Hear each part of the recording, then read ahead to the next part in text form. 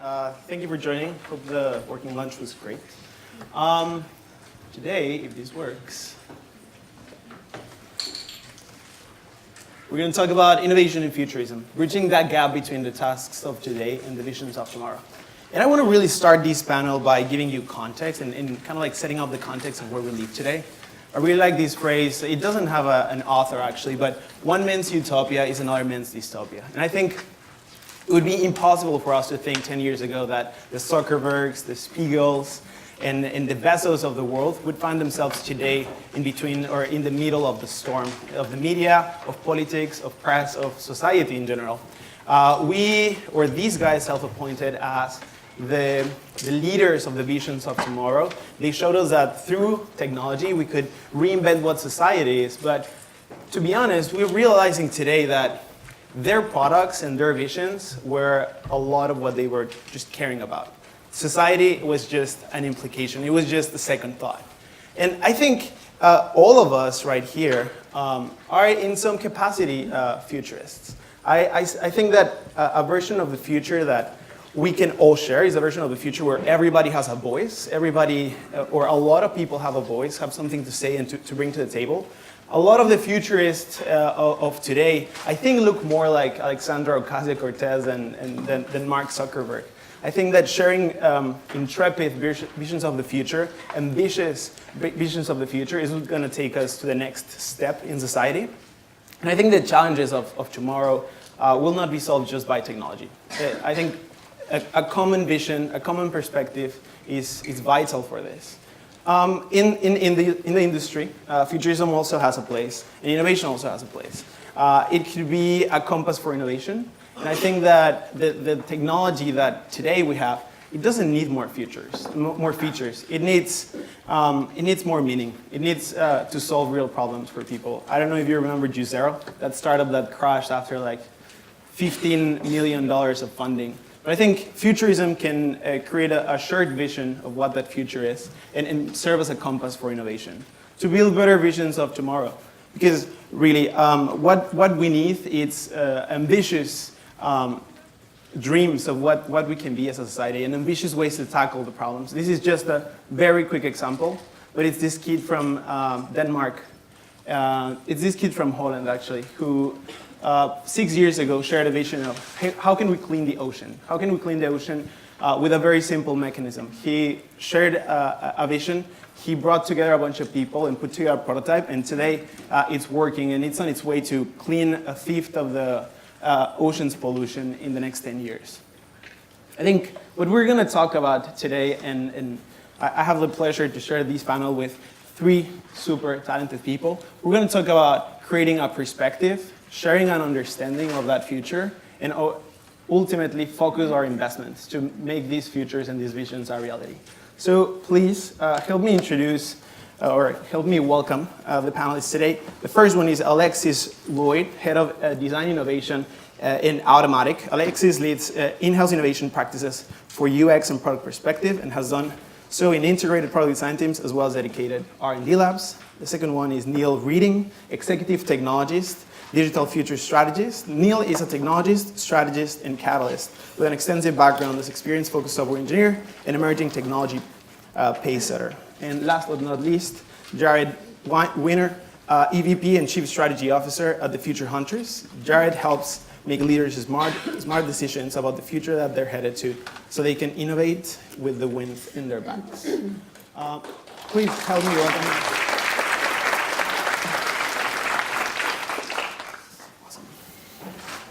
So first, I have a question for the audience, and it's a really quick exercise, but no judgment. I'm just curious. Raise your hand if you think personally as a futurist. Anybody here? Anybody think themselves as a futurist, perhaps? Okay, I see a few hands, which is good. In this conference, we've discussed innovation throughout the morning. But most people will nod along when other talks about innovation. Not everyone has the same definition of what it is. And I want to understand, what are the biggest misunderstandings about innovation in business? I don't know, Alexis, if you want to start. Sure. Well, we were actually just talking a little bit before the panel about innovation is something that has become more and more in like the popular attention, and people have become more familiar with it as a concept over the past 20 years. But at the same time, the reason that people have become familiar with it is because of the model that has been put forth by kind of Silicon Valley tech culture, which is really focused on this idea of disruption. It sort of creates this misconception of innovation for doing new things for novelty's sake. The way I like to frame it and come about it, and this is partly because I come from the perspective of like user experience and product experience design, is really thinking about innovation as another layer of that design process, that it's not this separate thing that happens over here. But if you think about how you design an experience for people, that top layer is about designing the interface, and then you go a little deeper. It's about designing a full sort of end-to-end experience for a user. And then the innovation part, the innovation layer, is about designing the opportunity and identifying those opportunities.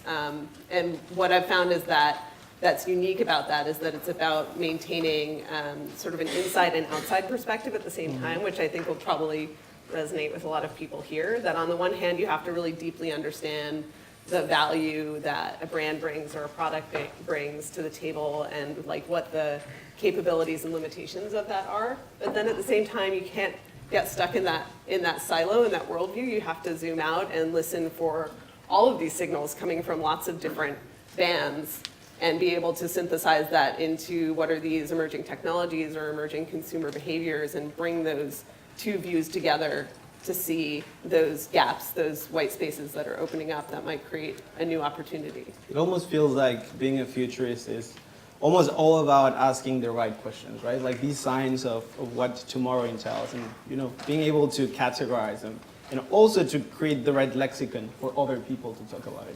Do you guys think that we are asking the right questions today in industry about the future, about tomorrow? Jared? Yeah, one of the things that we see day to day as futurists is that people too often ask the what of the future. What is happening? What is going to happen 5 years from now, 10 years from now? And I think if you only focus on the what, to some extent, you're going to be chasing a moving line. One of the things that's most important about what we do, I think, is that we are not only trying to pick up signals before the mainstream is focusing on them, but we're trying to understand the why. What are the underlying societal factors? It might be technology-based, it might be generational, sociocultural, but what are those societal factors that are driving these changes? And so just a couple of concrete examples. I mean, things that we all know about, that we've all studied and talked about over the last few years. I apologize that I missed most of the previous session, but I know we were talking about virtual reality. We talk about why is virtual reality becoming a thing? Well, we talk in our shop about how true virtual reality, which we haven't fully achieved yet, is going to be the ability to trick our brain into thinking we are somewhere else doing something else in real time, which has significant utility for us in our lives today, and we're working to get there. We think about cryptocurrency, and it's less about what is happening, but why is it happening? And we've talked for years about the fact that there's an underlying libertarian ethic behind technologies like that, the ability to circumvent fiat currency and governments and things like that. And then you could think about automation and jobs, and we talk about the fact that it looks like it's happening because of efficiency and profitability, but ultimately it leads us to greater discussions. You bring up Ocasio-Cortez in a slide earlier, and the fact is we start hearing these bolder ideas about what the future could be economically and societally. Well, could automation really remove a lot of the jobs that humanity doesn't necessarily need to be doing right now, so that we can collectively graduate up to almost the next sort of higher stage of evolution? So what we look at really, and what I think is important for everyone to look at, is not just understanding what is happening now, but understand why it is happening, because the what will fundamentally change in 5 years and in 10 years. But the why is likely going to magnify, and it's likely going to increase. And I think that's the most important thing we can think about. And just to add a little bit to what you're saying, Jared, I think we talked about this a little bit before the panel too. There's a sense that futurism is perceived as sort of looking into a crystal ball and prediction, and I think that's part of it. But I think what's also really important to realize, and I think Ocasio-Cortez is one of many, Elon Musk is one of many people demonstrating that we are actively creating the future, whether wittingly or unwittingly, and certainly if you work for big brands, I mean, just whether or not that brand is thinking about what future they're creating for humanity they are doing that. They're having a massive impact on humanity, right? So to me, it seems like the connection between innovation and futurism is really about, rather than just doing innovation theater, which we're all familiar with. I mean, I think we do a lot of that, and there's value to it in a marketing context or a brand expression context. But really looking at what kind of future do we want to create? Like even asking the question, which I think we're able to ask for the first time in human history, at the level of humanity, like what are we doing as humanity? Where are we trying to go? Are we trying to create this kind of distributed sense of trust? Like, are we trying to really create equality, in all these different ways? You know what I mean? So I think there's a framing for innovation within that active creation of the future. I think that's really powerful. I think there's a bit of a difference between kind of like these Elon Musks and these tech titans. They preach a future, but they're kind of like continuously building towards it. It's almost like it's a self-fulfilling prophecy. They're saying we need to be connected. We're gonna be we must connect to society in history, etc. But their product is at the core of these connections. Do you guys think of any other examples of people kind of like predicating the future or kind of like constructing these different futures in industry or perhaps in technology? Yeah, well, I mean, I think, we contextualize futurism in two ways. It can either lead towards meeting the future as we understand it to be unfolding, or it can be creating your preferred future. And when you talk about creating a preferred future, there's a value judgment put on that, because what some people think is a preferred future may not be a universal concept. We talk about tech titans. We talk about a lot of this actually coming out of Silicon Valley. The fact of the matter is a lot of these technology founders who at the core of it were just inventors of products. They had a vision for where the future was headed, and they acted on that vision. However, one of the things, and they're in the fire, as you mentioned in your introductory comments. Some of them are in the fire right now because of unintended consequences of their technologies.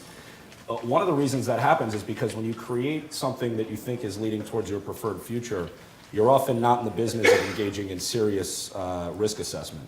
And so when you invent something, one of the values of futurism is that you have to think about the sustainability of what you're building 10 years out, 20 years out, and beyond.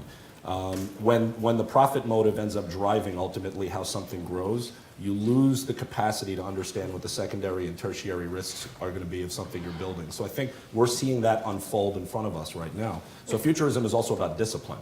And I would say that the other thing that we do sort of as futurists is make the implicit choices that people are making explicit so that they can make them much more intentionally. And that also gets to like when we talk about where things are heading, not just talking about the why rather than what, but also talking about the what's rather than the what, like thinking about futures rather than future singular, and talking about, based on these signals or based on these whys, this could actually go in several different directions. And then that opens up those explicit choices to be made and that intentionality to be brought to the process. I wonder, here in the audience, can you raise your hand if you know or understand your company has a vision for like 10 or 15 years from now? No one?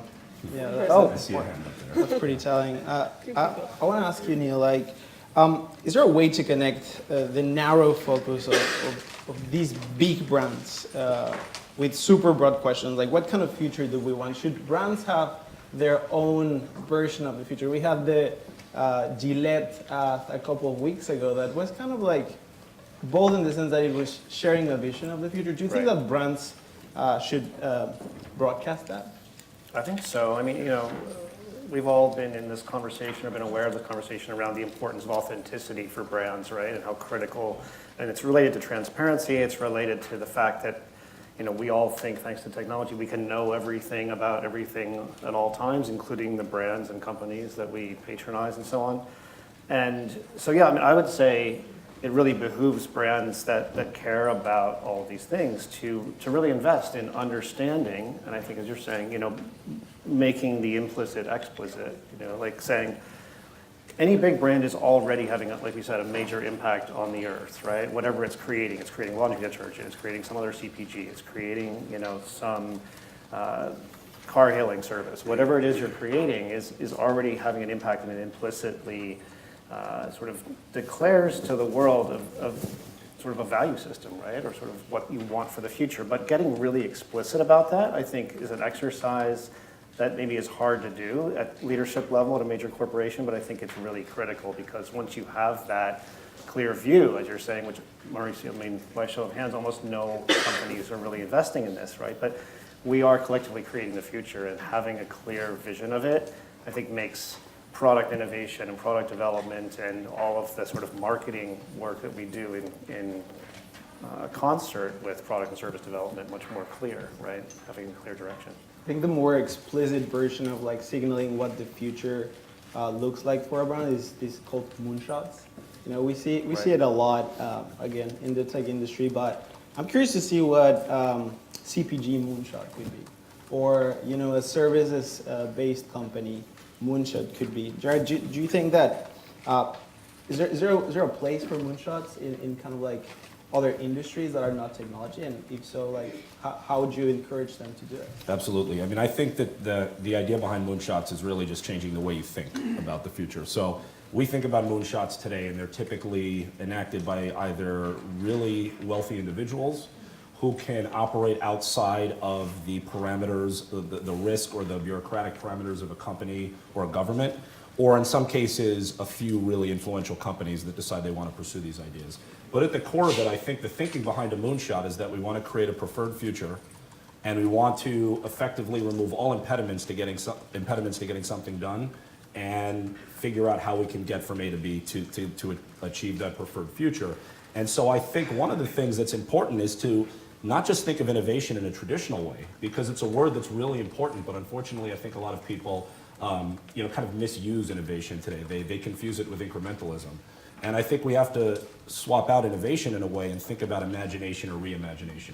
How do you apply imagination to your business, whatever it may be? Whether you're at an agency, you're a CPG company, how do you think about the future of your industry? What do you want it to look like in 10 or 20 years? And imagine what that future would be if you had zero obstacles or impediments to getting there. Now, it sounds unrealistic, and you may not be able to actually achieve that. But once you set a new bar, once you set a new goal for where you want that future to be, you'll actually be able to start building towards it. So the moonshot way of thinking, I think, can be applied to any organization, regardless of industry, regardless of size. It doesn't just have to be in the purview of those select few that are kind of doing the well-publicized ones right now. What do you think, Alexis? In Automattic, like, do you guys have these framework of moonshots and not moonshots? How would you kind of like describe your process? I wouldn't say that the word moonshot is so much in our vocabulary. I think that word can be pretty fraught anyway. I think that it's really a lot of what we're trying to do, and a lot of the ethos of the company is about democratization of publishing. So it's about not just creating our own products, but creating things that are going to empower others to create. One of the things that I talked about a little bit before the panel was that one of the super interesting things, I've been at Automattic for only about 6 or 7 months now, has been seeing the way that it's a technology company that reaches people that other people don't reach. And so I think that it gives us an opportunity to think about not just how we as a company innovate, but how we enable communities, very international, very diverse, very disparate communities, to start to use those platforms, use that technology, build it in their own way. The underlying architecture of WordPress is open source, so finding ways that that can empower people to start innovating and solving around their own problems, rather than assuming that we can know what all the problems in all those different communities look like. I really like the democratic approach because it also entails kind of like a longer term. And I think a lot of, or the companies that I work with and personally work for as well, it's really hard to imagine beyond the quarterly reports, beyond the yearly expectations of what investors, are expecting as return of investment. Neil, do you have any thoughts on how companies could create, what they could use as an antidote for these short-term thinking? Yeah, that's a great question. I think, the first panel started to address this too, right? Sort of the stock market and the sort of 3-month time frame of campaigns or just sort of quarterly results, right? But to my mind, and this is, I think, coming from a frame or a bias as a technologist, somebody who really fundamentally gets up in the morning thinking about what can I make that's functionally valuable, I would think it behooves marketing executives or people thinking, in more sort of campaign durations, to really get that, in this age of constant vulnerability and disruption, that your brand's vulnerability is not to a competitor that has better advertising or sort of better marketing communication. It's about better products and services, right? And that's where the vulnerability really is. So it's not like a simple, magic pill antidote, but I would say really getting involved if you're outside of product and service development at your company, like really getting involved and creating collaboratively with product development, what it is that you're offering as a company, so that as it's developed and rolled out, that is this, what you're presenting to the world is this coherently designed offering that already has built in all of the values of great marketing and great marketing communication, sort of brand promise and human meaning and resonance and all of that, so that it's just done coherently as opposed to something that just is done for a flash in the pan campaign result. And I would say, the biggest existential threat to what we do, I think, is short-termism, is the idea that it's very hard to discipline even the most senior leaders to think truly long-term about their futures. And so you talk about brands or companies that are focused on right now, and in some cases I joke they're focused on yesterday.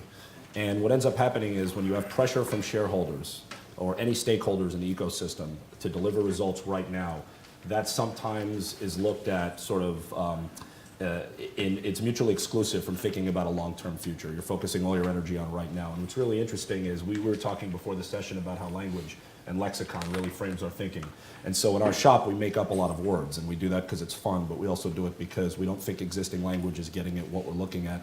We have a concept called templosion, which is really the idea that huge things are happening more quickly than ever before.